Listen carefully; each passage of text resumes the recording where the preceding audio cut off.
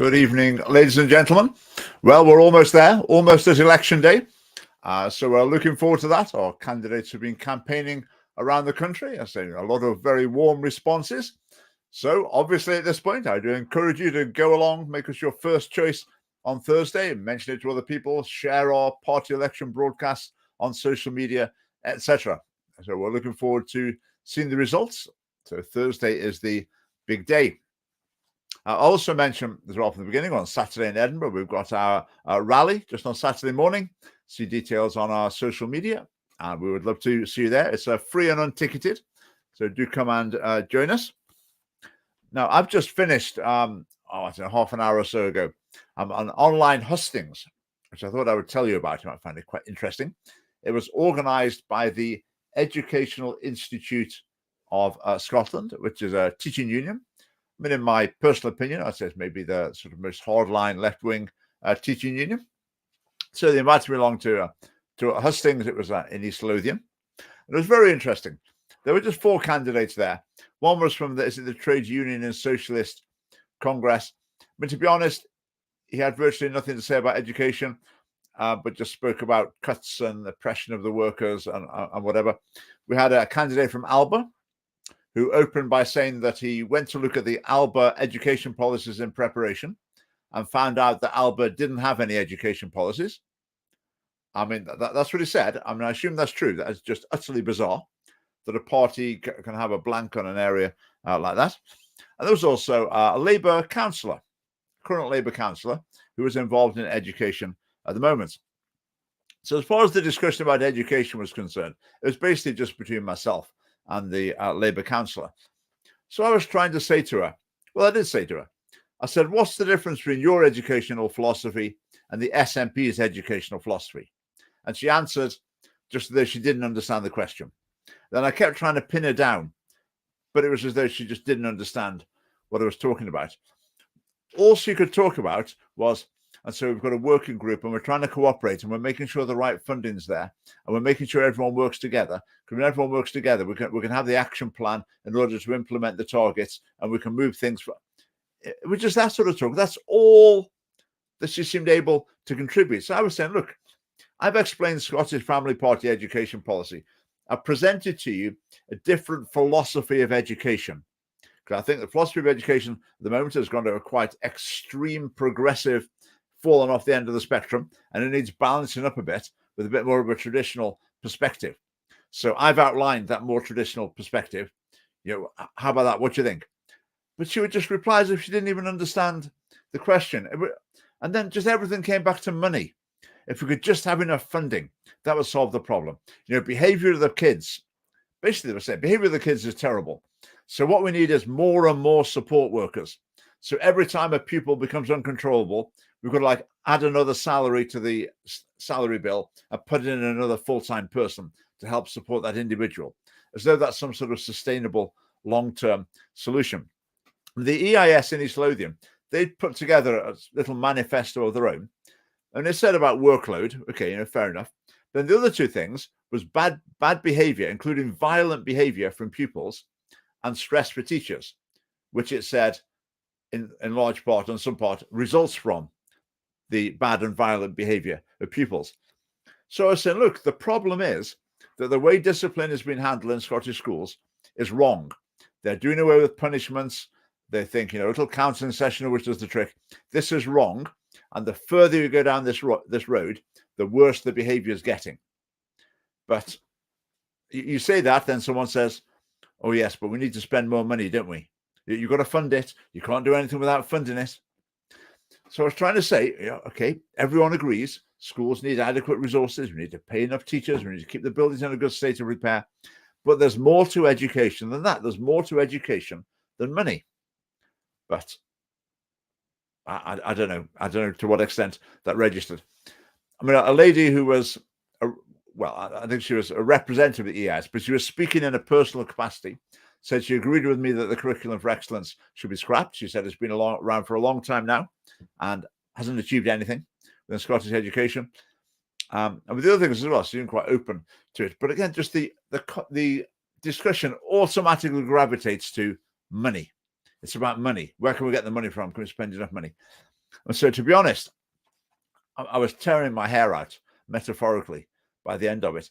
Because in Scotland, trying to start a discussion about philosophy of education, it's like speaking a foreign language. Because I said to them that they were saying, oh, we all need to work together on the council and the unions, whatever. And I said, the thing with that is the unions, all the political parties in the Scottish Parliament, all the councillors, Education Scotland, GTCS, they all have exactly the same philosophy of education. There's no disagreement. So if you work together and pool the opinions of all those different people, you just end up with a monoculture, which is what we've got in Scottish education. So when I came along presenting something outside that, people are just bemused. They don't know what to make of it. It's like speaking a foreign language. It really is.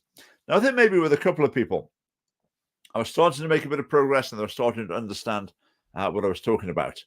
But wow, it just makes you realize how ingrained the worldview, the philosophy is in Scottish education. It's like people find it really difficult to even begin to stand outside it and critically appraise it. So that was a bit of therapy for me, getting that off my chest. It was very, very frustrating. Anyway, yeah, keep the comments coming in. I'll try and interact with them lots. Russell McLennan. Hello from Oban. We need a candidate here. We certainly do. What do I always say in this case? Russell, you're the man. Very possibly. Next time. Okay, during the family party, next time we come round, maybe a candidate in the Westminster election in a couple of years. Who knows? So if you want a candidate in your area, maybe that's something you'd like to do. I mean, being a candidate is quite an experience. Quite exciting in some ways. For a lot of people, it's well, everyone has to do it the first time, but something completely new and fascinating and, yeah, say quite exciting. Now, to be a candidate, there's various ways you can do it. You can be a candidate that's going to really put the hours in, getting articles in the local newspapers, delivering leaflets left, right, and centre, appearing at every hustings going. Or alternatively, if you want to just put a toe in the water, be a candidate, keep a bit more of a low profile maybe, but just let people vote for the Scottish Family Party, then there's a place for that as well. Now, in these elections, we had quite a few of our candidates who said, yeah, okay, fair enough. I'll be a candidate. I'll put my name forward. I'll stand up for what I believe in. People can vote for me. But I'm not particularly wanting to be, public speaking or anything like that. I'd rather be in the background. We said, that's fine. But quite a few of the people who started off saying that, it's got to the last few weeks of the campaign and they've started saying, no, actually, I want to do something. I want a leaflet to deliver. I want to do things. What can I do? Which is great. So we've been helping people to do that. So, Russell, look forward to hearing from you. That'd be great. Good evening from Ayrshire. Good evening indeed. David, John, quite right.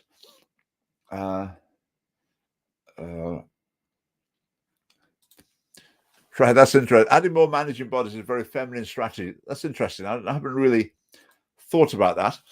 But it's a real managerial mindset.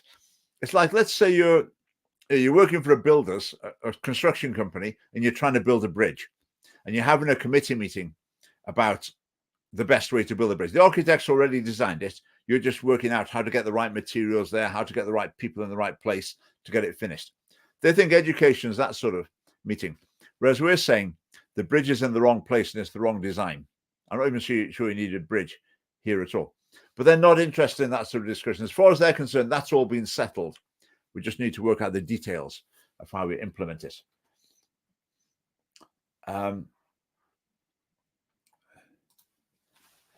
Yes, they're so expecting schools to raise our children. Yeah, I think for most parents, they're not particularly expecting that, but the government wishes they were. The government wants to take over more and more aspects of parenting. Now, I've heard it said, there's a lot of wisdom in this. Schools are trying to take over a lot of things that are really the realm of parents in terms of like sex relationship education and things like, having a lesson on bereavement, how to cope with bereavement. Is that really something that should be happening in school? So, right, boys and girls, today's lesson is about bereavement. Think about a time when someone in your family died. Then, a quarter of the class starts crying. And then you take the lesson forward from there. Should that be happening in school? No, that's family business. That's family business. Something like bereavement. What the family believes about death and the afterlife is pretty critical to how the family is going to approach that issue. But how will it be approached in school? Will it reflect those values? Probably not. So the schools, in some ways, are trying to take over what should be family responsibilities, but then families often find themselves having to sit down and teach their kids maths and English because they haven't been taught properly at school because they were busy in their, bereavement classes, etc. Okay. Increase in low investment parenting and a decrease in discipline in society. Right, low investment parenting, by which I assume mean parents who are sort of too busy, or for one reason or another are not investing a great deal of time in their children's development. How much that's a problem in Scotland, I'm not sure. I'm sure there are cases where that is the case. At various parts of the socioeconomic spectrum, there are going to be some parents who are so career-driven that they're just gearing their weekly schedule to maximize the amount of time at work so they can get promoted in their job and make more money, while the children are sort of farmed off to whoever will look after them so the adults can get on with the really important things that they've got to do. I think sometimes children are harmed through that. And I think also you get some parents who may be sort of not really in a fit state, looking after children. They've got their own problems. They're quite caught up in their own problems. And so they're finding it difficult to actually put those to one side and focus on the children. So that's a possibility as well. A decrease in discipline. I think that's within the home and it's within schools, because there's a thing in the whole of culture. The culture is that discipline in children, it's really a bit old-fashioned. It's not very nice. You're a better parent if you don't really do that, if you don't have to do that. So I think that culture has been undermined. Children's rights is the flavor of the month, of course. Well, I've got lots of comments coming in tonight. Let's keep going. What else have we got? Right, Barry, I'll come on to that issue in a minute. Right, was I in a union? That's a good question. I was in a union. I was in the Scottish Secondary Teachers Association. And the reason I joined a union is just because, I don't know, if you leave the handbrake off the minibus and it goes and crashes into the school greenhouse or something, and you need a lawyer, then that's the reason you go in a union. But I knew full well, if ever I got in hot water over a freedom of speech issue, the union would be a waste of time. In fact, the Scottish Secondary Teachers Association issued a statement years and years ago saying basically, we won't defend you if you say the wrong thing relating to LGBT issues. So just don't say the wrong thing. And maybe I should have stopped paying. Finding another union would be a waste of time. They'd all be the same. But then when it came to my General Teaching Council for Scotland case, I went to the union, SST, and said, right, here we are. I've got this issue. And they said, we're not helping you. You've paid your money all these years for legal representation, but basically, forget it. Go away. We don't care. You get all you deserve. That was it. So that's unions. I was in a union, but that was the outcome of it. Well, that's a good question. What do we propose as an alternative to sex education? Well, we don't propose an alternative to sex education. We propose an alternative type of sex education in our booklet, Corrupting Young Minds, which we haven't got many left, but there'll be a new edition coming out soon, an updated edition. So audio copy. There's a section in this which points to some useful resources, which are Alive to the World, Lovewise, and the Scottish Catholic Education Services resources as well, we think are much better than the ones produced by the Scottish government. Oh, that's Russell. You heard it there. So I assume that's Russell agreeing to be a candidate. So we'll get the forms in the post to you. That's great. Parents need to take back control. Absolutely. Russell, yeah. So join the party and you'll get the communications and we would love to meet you. Where do you say? We're open. Well, we'll come over and have a meeting there if we can get a few people together. That would be great. Too afraid of authority. Absolutely. Authority has become a dirty word, hasn't it? I mean, if you did a word association game with people, you said, right, authority, what comes next? People would probably say Hitler. There's bad people who like authority. We're more democratic. But authority is a vital part of any society, and it's a vital part of family relationships, and it's a vital part of education in schools as well. But there is this philosophy that authority is a bad thing. So the further you can move it away from it, then the happier everyone will be and the better everyone will behave. So that's the plan. How's it going? well, disastrously, but they don't care. These programs are in place because promoting abstinence just doesn't work. Right. That's like a bit like saying, though, telling a society not to murder. It doesn't work. People still get murdered. What's the point of saying, don't go around stabbing people? There's no point going around saying, stop stabbing people, because people are still going to stab people. So an abstinence message will have an effect on the amount of sexual behavior. And it's not a matter of promoting abstinence. It's a matter of promoting the facts to young people. So here are the facts. Here are the big facts that young people need to know.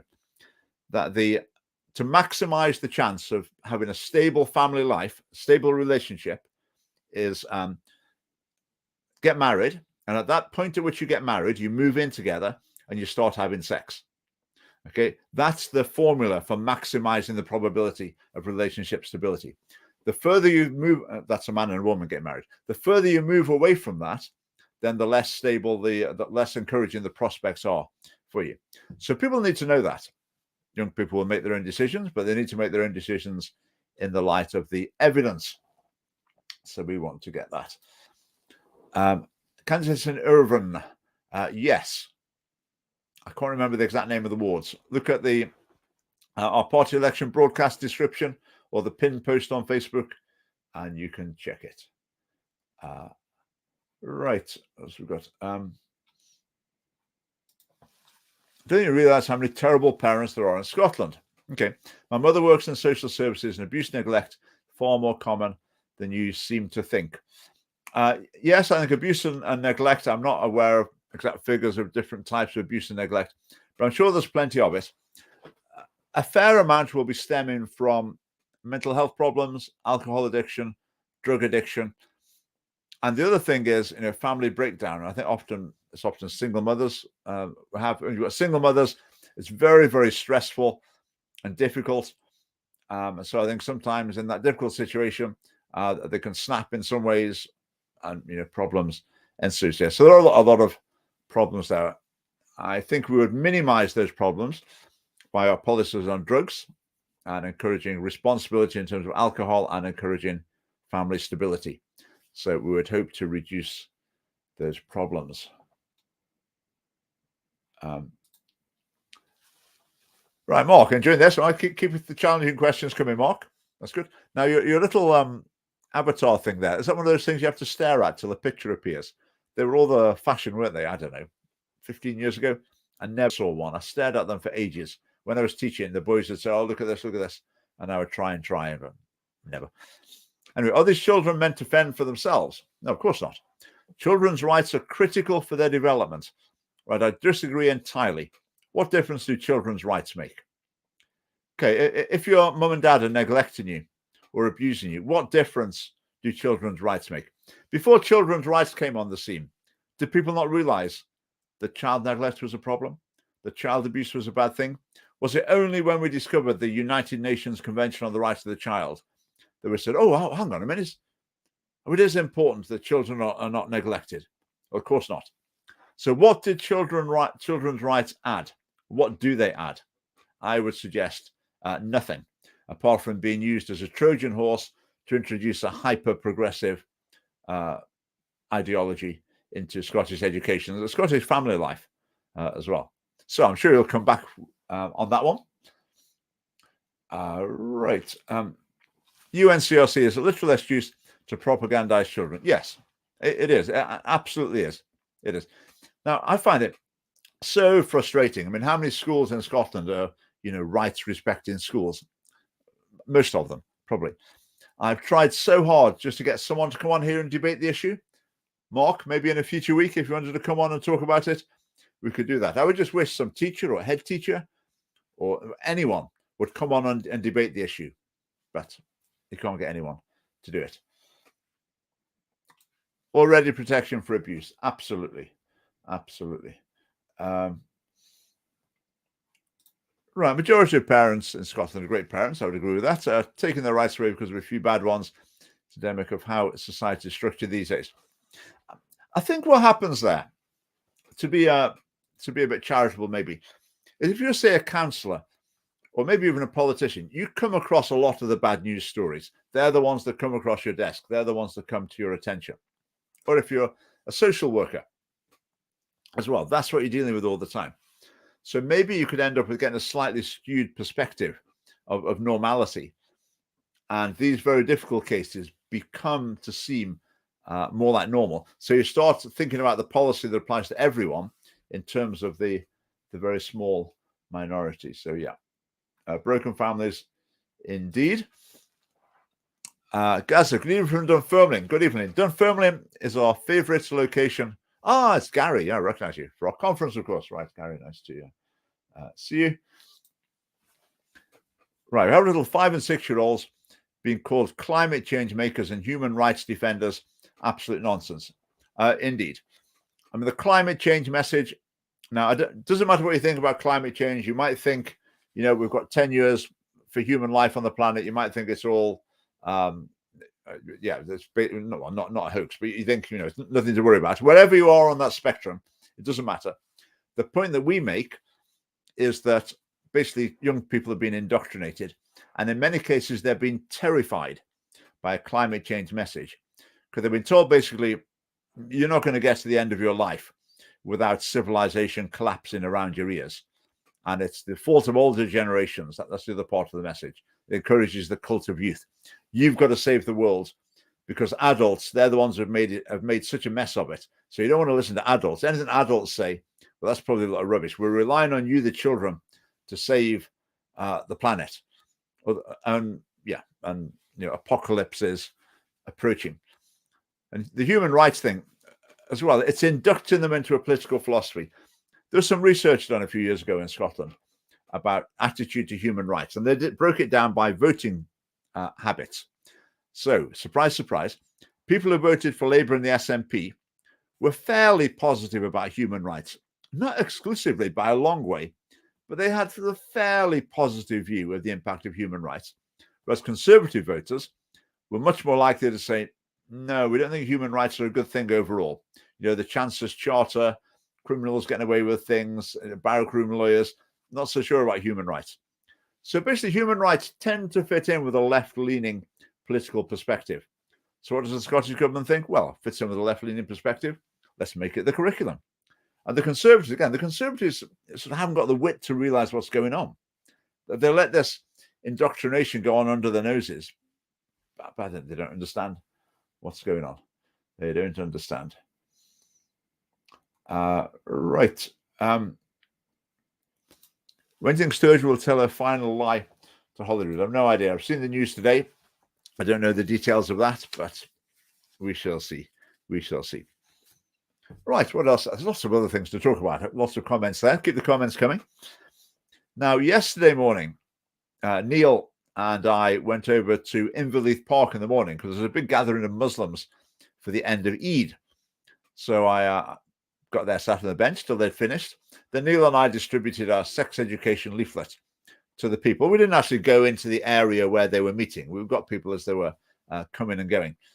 And the reception, fantastically positive. I mean, everyone I spoke to said basically, oh, yes, yeah, we're really concerned about that. Oh, yes, yeah, thanks for letting us know. I'd give them a leaflet and say, look, this is about what's been taught in the schools. We think you might be very concerned. We're sorry to have to show the images. Don't open it in front of children, but we think you need to know. Oh, yeah, really appreciative, very, very warm. Had some good chats. I gave a leaflet to Faisal Chowdhury, the Labour MSP. As I was giving it to him, I thought, I recognise you. You're a politician. I didn't quite name him, get that clear, but he said who he was. And he said something like, oh, yes, we need to look at the curriculum, don't we? And I thought, well, there's a politician for you. The Labour Party is not remotely interested in this issue. If the Labour Party were in charge, it'd be just as bad because they share exactly the same philosophy as the SNP on this sort of thing and all the other parties in there. So, yeah, but you can see, I mean, that's what politicians do. They'll say what they think a particular audience wants to hear, whether there's any substance behind it or not. And it's very frustrating when that seems to work and people are taken in by it. Now, there was another young chap who spoke to, and he said, oh, yeah, Scottish Family Party. He said, I've already voted with my postal vote. He said, I put you second. So he said, okay, who did you put first? And he got the leaflet and he said, the people who produced this. And he wasn't saying that defiantly. He was saying it as if it was dawning on him as he was saying it. And he was thinking, what have I done? Why did I vote for the people who produced this filth, as he might have described it, maybe? So it's interesting, just a little conversation and the impression that it was dawning on him, but hang on, do I really want to vote for these people? But sadly, he'd already cast his postal vote. But we've got plenty of others who hopefully haven't.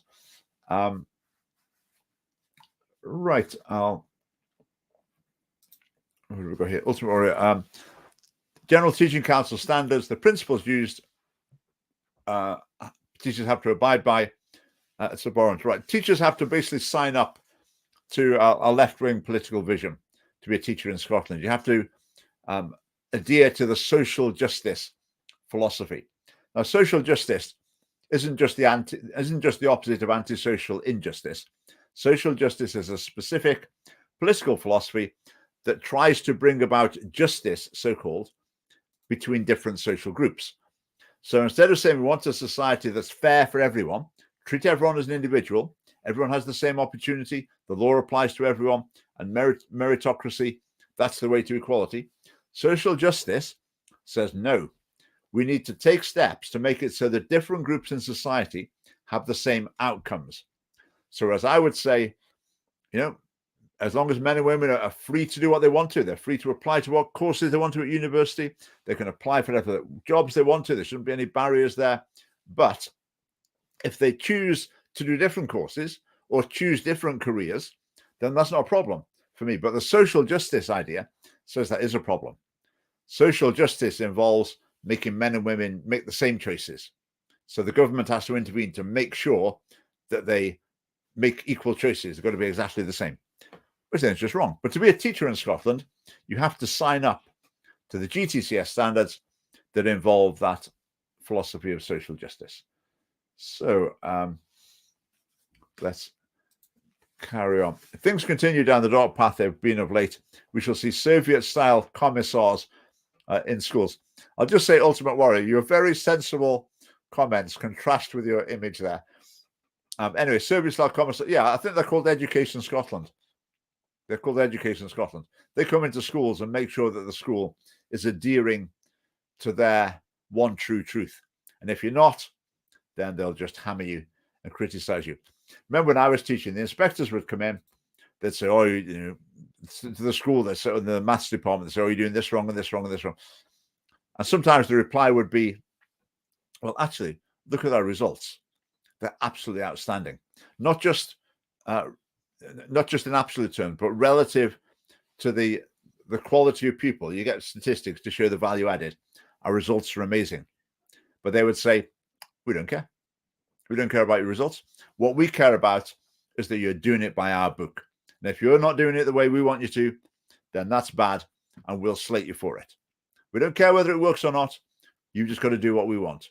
Otherwise, you're a terrible school. And we'll tell everyone that that's the truth. So that's the situation there. Right, Twitter.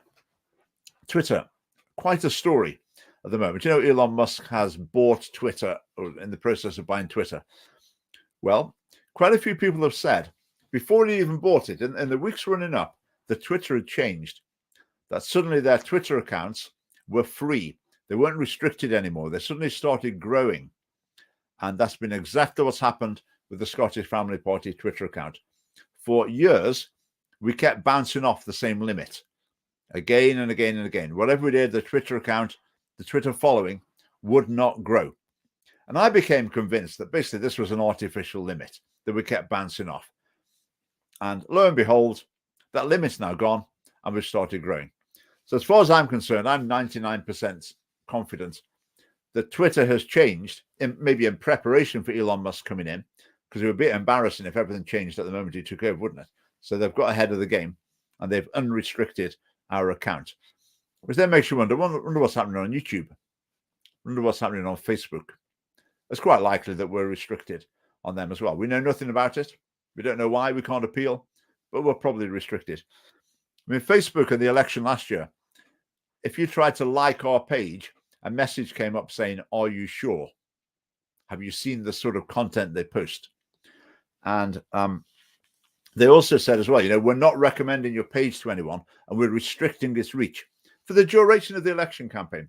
So clear cut, absolutely black and white, foreign corporation interfering in the Scottish democratic process. That's not some conspiracy theory. That is just absolute fact. That's what Facebook did. They interfered in the election by restricting our Facebook account for the course of the campaign. There's something else we're going to say about that. What's the other thing about Facebook? It's gone. It's gone. Maybe we'll come back. There's something else about Facebook and their restrictions that they put on it. Oh yeah, that's the other thing I was going to say. Yeah, so they said our page is so bad that they say, are you sure you want to follow this sort of material? But then when it came to us saying, right, we'd like to promote our page, we'd like to run adverts. In other words, Facebook would like to give you money so that more people see our posts. Facebook was, yeah, no problem. So their moral principles were so high that they had to restrict our page. But when we paid money to them, they were quite happy to advertise our page to anyone and everyone. I mean, there's high principles for you. Is that right? What else has been going on? All right, Twitter. Right, was or is. I think. So you're saying, yeah, I'm not quite sure what you mean there. I think previously Twitter was hugely skewed and it had a massive impact on freedom of speech and on democracy because you're deliberately suppressing voices such as ours in one of the main communication forums for politics. Yep. Do you believe in conspiracy theories? Some of them. I believe that Al-Qaeda conspired to fly planes into the World Trade Center, etc. But there's a lot of conspiracy theories that I don't go for. I made a video about conspiracy theories, which you can find on our YouTube channel, and you can hear my thoughts there. Right, Gareth, we'll come to your question in a minute. In fact, why don't we come to it now? Why are leftists and liberals so obsessed with murdering innocent unborn babies? Well, that's been big in the news, hasn't it?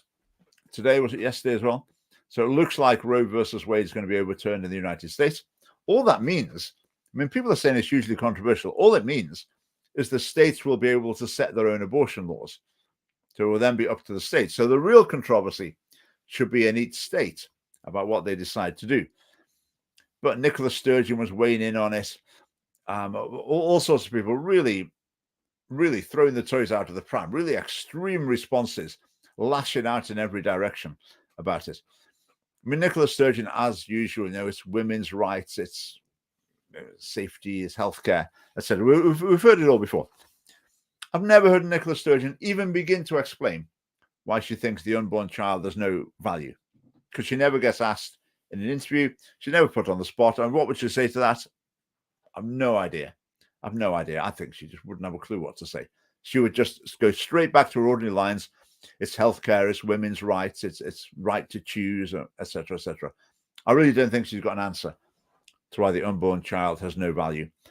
I would love to ask her, but sadly, the media in Scotland only ask questions that fit in with the genders maybe they're not their areas where they're concerned, their areas of concern. That's what they ask about, and the media are not concerned about unborn children, so the politicians are never challenged. So we had Nicola Sturgeon, etc., throwing up their arms in horror that unborn children might be protected in some states in America. How many MSPs said the opposite? Now, I mean, John Mason's obviously pro-life, but if you're in the SNP, you're not allowed to criticize SNP policy. So how many MSPs have tweeted, oh, that's good. I'm pleased that in the very important and influential nation of America, there's been a step in the pro-life direction. How many MSPs will have said that, tweeted that? Zero. I mean, Murdo Fraser, some people say, Murdo Fraser, he's the social conservative, he's the Christian, he stands up for that sort of thing.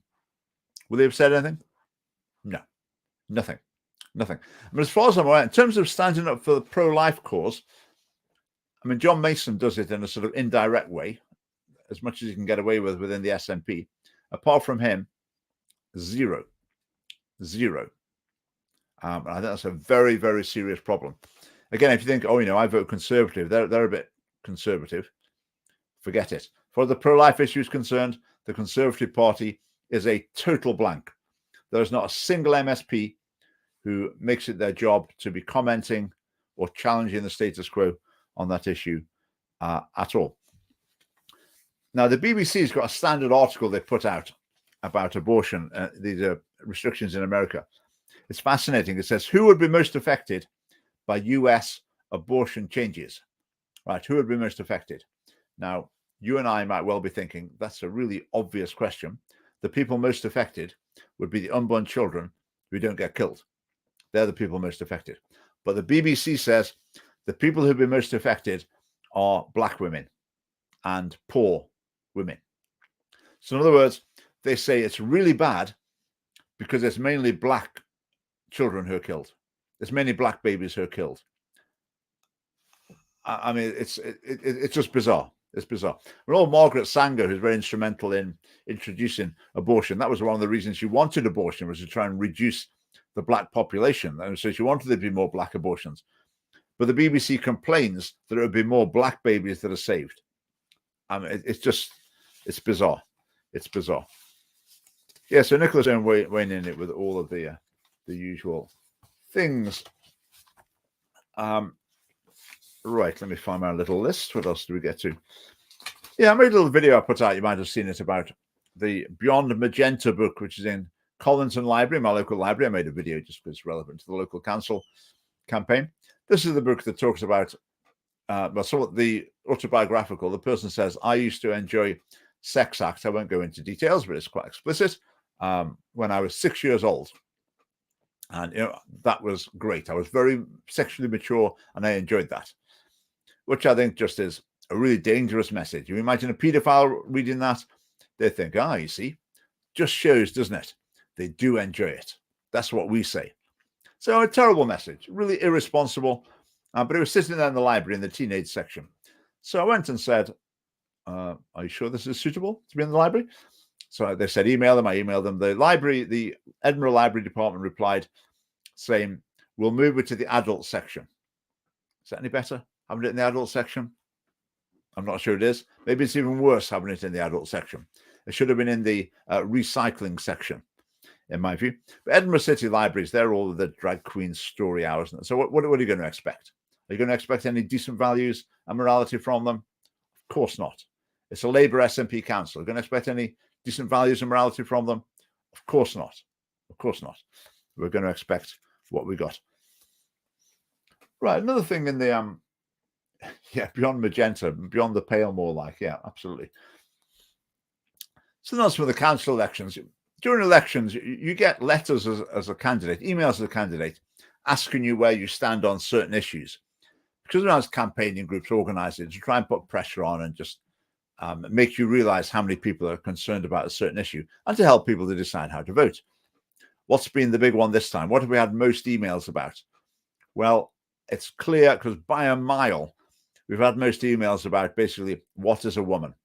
What would you do about mixed sex toilets in schools, women's sports, women's spaces, etc.? That's been the most common email that we've got. I say probably by a factor of 5, I would say.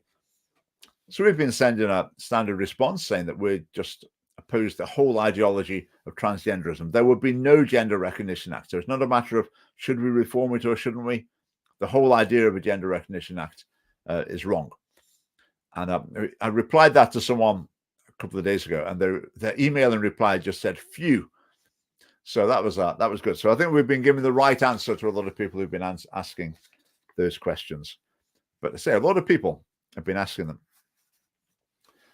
All right, another thing that's been in the news. Did you see the report of the last day of term at Jordan Hill School? Now, as I understand it, Jordan Hill School is one of the highest performing, if not the highest performing state schools in Scotland. It's got some special relationship with the government rather than the local council. And from what they're saying, basically there was a riot on the last day of term. The police were called. There was vandalism. There was pornography around the place, some sort of obscene, inflatable something or other. Bags full of urine. I mean, it just sounds utterly appalling what was going on. And I just thought, well, you know, you could argue that's just a one-off. I think teachers in a lot of schools would say, Okay, it's not quite that bad normally, but it's not that far off the end of the spectrum either. But what happens if you eliminate punishments, just teach kids they've got rights? No one's got the right to tell you what to do. Corrupting sex education as well, distort their vision of sexuality. Well, maybe that's what you're going to get. Right, let's have a look at a few comments. Yes, I'm sure that's true. I think proportionately there are more from black women, but overall, absolute numbers, I would guess, yeah, it would be white working class at the top. Homeschooling is the only way to save your children from being poisoned. Now, that's an interesting question. I just meet so many people who say, right, we're going to homeschool. Now, it's a tough call. There's organizations that can help. Our policies are designed to help people with home education, as I should say. I think I said last week, the government is just beginning to squeeze home education by making children be registered, and then they'll periodically ask them, do you want to do home education, or do you want to overrule your parents and go to school? Pupils who go to school, they won't be given a questionnaire saying, do you want to not come to school? Do you want to be educated at home instead? Oh, no, they won't do that. Because basically, they think that home education doesn't fulfill their right to education. Because as far as they're concerned, the right to education equals the right to be indoctrinated into their views on anything and everything. I did a debate with Patrick Harvey. It was years ago now. It was maybe 2013, something like that. And Patrick Harvey was using right to education in exactly that sense. Children have got a right to understand every aspect of the Green agenda, basically, the Green Party agenda. He thinks that's what needs to be taught. So, yeah, people are increasingly doing this. I mean, within a school, you can withdraw children to some extent. You can try and counter the negative messages. That's a risky strategy. So I've got a lot of sympathy for people who decide to home educate. But on the other hand, I've got a lot of sympathy for people who say it's just not practical. It's not practical. So difficult one. Difficult one.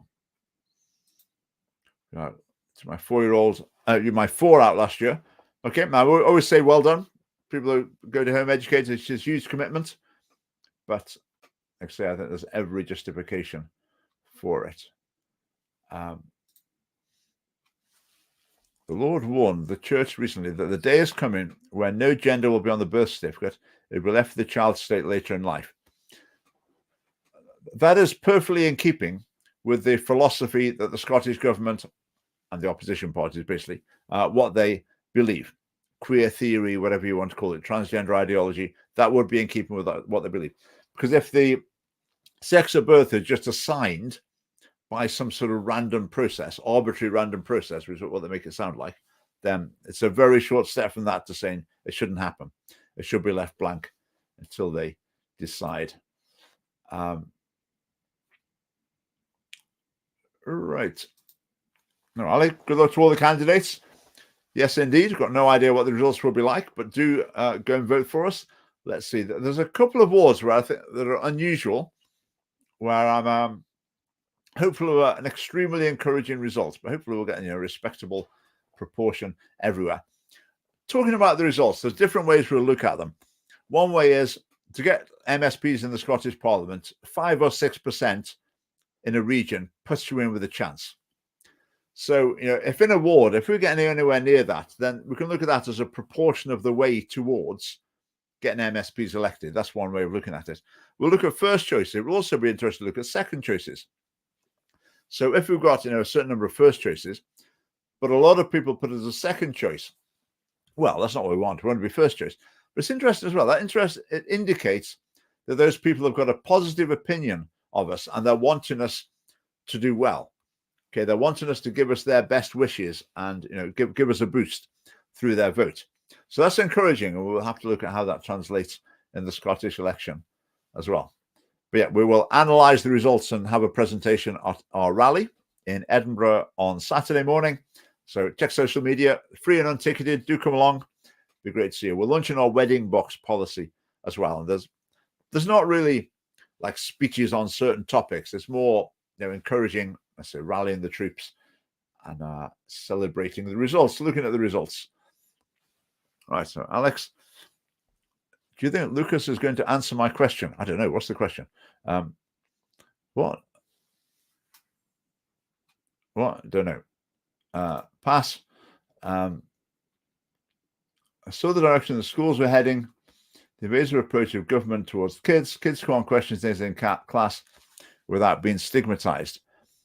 Yes, I think that is true. I've heard lots of young people say that's the way they feel in class. Sometimes, unfortunately, they'll say, oh, so I just don't say. No, I'm not really bothered, but, just keep quiet. But I would hope that they would be bothered, that they'd be thinking, right, there's something wrong here. And the teachers should be thinking, there's something wrong here if someone can't say what they think like that. So that is a problem. Didn't get this stream notification. Right, you can watch it later. Kilmarnock, not that I'm aware of, but check the list. I don't know. Interesting system of ranking choices in election. I'm only going to vote for the SFP. Just to clarify how it works. The single transferable vote system is designed so that you don't need to think about tactical voting. You don't need to think, oh, I would vote for them, but I don't think they're going to get in. Okay, so that's a bit of a problem. So you don't need to think like that with that system. You can just put them in order and the system looks after it. If your first choice doesn't get elected, then your vote will probably just go for your second choice. So you don't need to think about tactical voting. And the other element to it is that anyone you give a number next to, you're helping them. So if there's, say, 6 candidates and you really don't like, say, the Lib Dems, can't stand the Lib Dems, I'm going to put them number 6. That'll show them. Putting them number 6 helps them. If you really don't like the Lib Dems, you should not give them any number at all. Don't include them at all. Okay, that is the best way. So, wanted to read SFP. Don't think there's one in my area. There might well not be. We're in about a quarter of the wards. So if there's not one, it's over to you. My personal opinion would be that I wouldn't vote for one of the other parties. I would only vote for a pro-life party. So if there wasn't a family party candidate in my ward, I wouldn't vote. But I'm glad to say that there is. So I'll be voting for Fraser Ramsey tomorrow. I don't actually live in my ward. The border of the ward is my fence. So I'll be voting for Fraser Ramsey in Craig Lockhart and Fountain Bridge. No marks at all. Yes, just put the numbers in. No ticks, no crosses, no extra writing or whatever. Just put the numbers in the boxes you want to and nothing else. That's very important. Or you might invalidate your ballot paper.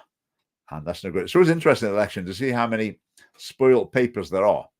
Well, they say spoiled, or basically they can't be counted because they've been corrupted in some sort of way. There's quite a few. Some of it is people writing things on deliberately, but others are people who just haven't followed the instructions properly and make a mistake. Maybe they write something extra on to clarify what they meant or something, and it just means that your vote doesn't doesn't count. Quite understand that. As I say, what do I always say to people who haven't got a candidate? Next time, it could be you.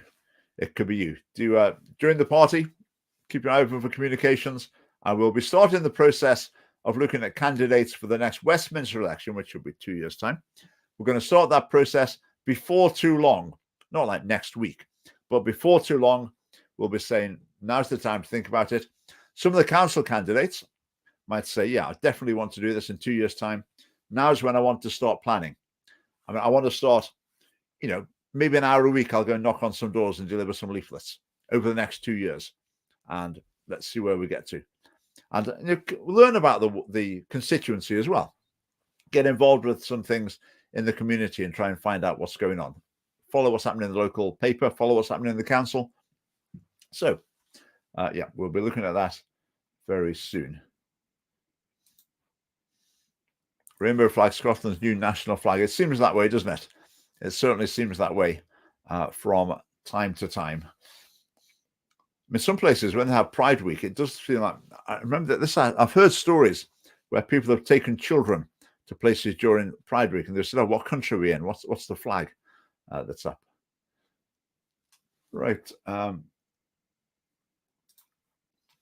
Voting independent. Yeah, with independents, a whole range of them. Find out what they think about things if there's no family party candidate and have a look. In the Highlands and Islands, there's a lot of independent councillors. But again, you just need to find out what they think on the key issues. All these things going on in Scotland are true. Glad I don't live there. Well, they are true. I wouldn't encourage people to emigrate, though. And Scotland, I think, is a great place to live for lots of reasons, despite the best efforts of the political establishment. But our mission is to change it rather than abandon ship. That's our policy. Inverclyde, I think we do. You have to check the list. The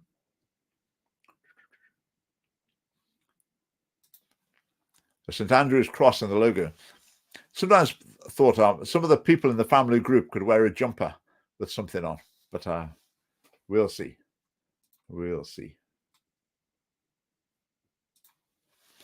If there's no SFP in a certain area, I would still urge people to vote, but maybe go for an independent.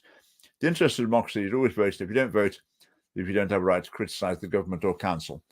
Yeah, I think with an independent, no matter what their views, at least you're showing the other parties that you've rejected what they've got to say. I would repeat that with an independent, I'd want to know what they thought, because I might end up voting for someone with views totally at odds.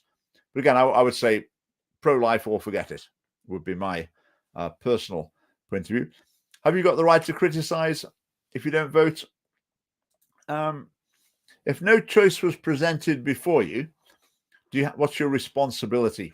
If you can't in good conscience vote for any of the candidates, can you then not criticise the council? I would guess if you've got responsibility in that situation, you've got to take some steps towards getting a candidate that you can vote for. So it's not like necessarily your responsibility to be the candidate next time, but perhaps you've got a responsibility to contribute to the process of making sure there is someone to represent you next time, like by joining the Scottish Family Party, for example. No leaflets, no canvassing, no idea who's running here, apart from the SNP incumbents. That's interesting, isn't it? I think the 3-member, 4-member, there's even 5-member wards in Scotland. I think what it tends to produce is a really solid status quo. That there's 3 councillors, let's say there's an SNP, a Labour, and a Conservative, and they all know that it's not going to change, because it would need a massive, massive swing for that to change. So in some cases, none of them really bother campaigning much. In many cases, they don't even put up the second candidate that would give them the opportunity to take a step forward. So all they want to do is to maintain the status quo. So the system is not good. What would be better, in my view, this is not quite family party policy for council elections, maybe it should be, it would just have proportional representation. So if there's, how many councillors in Edinburgh? Is it 60 odd? So if there's proportional representation, I would be really confident that I would be an Edinburgh City Councillor come Friday morning, or whenever they count the votes, because I'll get the proportion of the votes that would get me in there easily, I would say. But because they have these other systems that are basically designed to keep out small parties, but I think that would be a much better system and make the parties actually fight for every council seat rather than just having these cozy carve-ups in the wards. Right. Spoiling the ballot paper. I suppose what that says is it says it's not that you couldn't be bothered. So when people interpret the results, they won't think, oh, 55% of people couldn't be bothered voting or they weren't interested. That communicates that you were interested, you were prepared to make the effort to go and vote, but you reject all of the offerings. So I think a spoiled ballot paper does have some value, I think, if there's none of the candidates you can vote for. Right, Hugh. With the Scottish Government encouraging secrets between teachers and children, knowing the parents will disapprove, we should call them out for grooming, as we have to let parents know what's happening. We certainly do have to let parents know, and that is something I think we're increasingly successful at doing. More and more people are becoming aware of what's going on. Now, the term grooming, I sometimes think grooming is more associated with an individual trying to bring a child to the point at which they can engage in some sort of inappropriate activity. Let's put it that way. In terms of the state doing it, I do believe that they are trying to encourage sexual activity among young people. So I think in that sense, you could call it as grooming. I don't think there's like an intention to be partaking in that sexual activity with them. That's not the government's intention. So whether the word grooming's appropriate or not, I'm not entirely sure. But there's one sense in which it is. Let's put it that way. Apathy, certainly. Yeah, apathy is no friend of ours. There's no friend of the truth or the just causes in Scotland at the moment. Why doesn't the Scottish family have policies for everything? Well, a number of reasons. One reason is that our philosophy is to coalesce the largest possible coalition of social conservatives so that we can get together enough votes to get MSPs in the Scottish Parliament. So in order to bring together the widest possible coalition of social conservatives, which, look at the statistics, we need to do. You can't really afford to be chopping that group into smaller groups. Then we need to be relatively neutral on some other divisive issues. Because if we did take a definite position on some divisive issues, then we'd be slicing through our potential support. So our message is, we think our core values are so important that we're willing to put aside other issues and prioritize those. And the Scottish election, of course, you get 2 votes as well. So someone might vote for another party in the constituency, but then vote for us in the list. And the other reason we don't have policies on anything and everything is that we haven't currently got the capacity to develop policies. We don't want to just make up policies on the hoof. You need to really research an area very carefully, learn a lot about it, be up to speed on the issues involved. Then you can create an intelligent, credible, defensible policy. So in the future, I think we will develop more policies, but more along the lines of coming up with things that are different, original. People will think, oh, that's a good idea. None of the other parties are saying that, rather than just taking a position on the same old things that the other parties do. So we will be expanding our policies, certainly before the Westminster election. But that's a good question. That's a good question. Right, only 2 minutes to go. Toby agrees with freedom of expression as long as it's the right expression. Okay, right, I'm not sure. That little spat going on there, I'm not sure.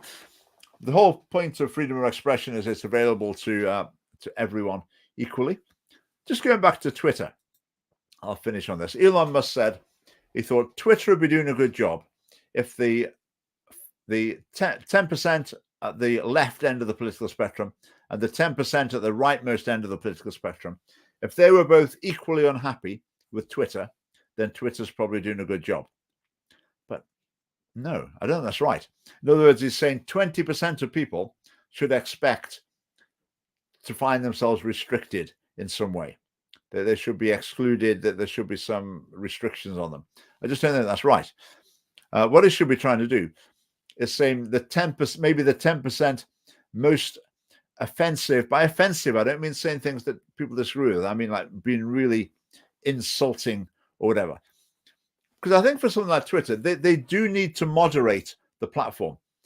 I mean, it's already a cesspit, but if it became even worse, like you went on and you just got this barrage of foul-mouthed, personal, threatening abuse left, right, and center, people are not going to want to go on it.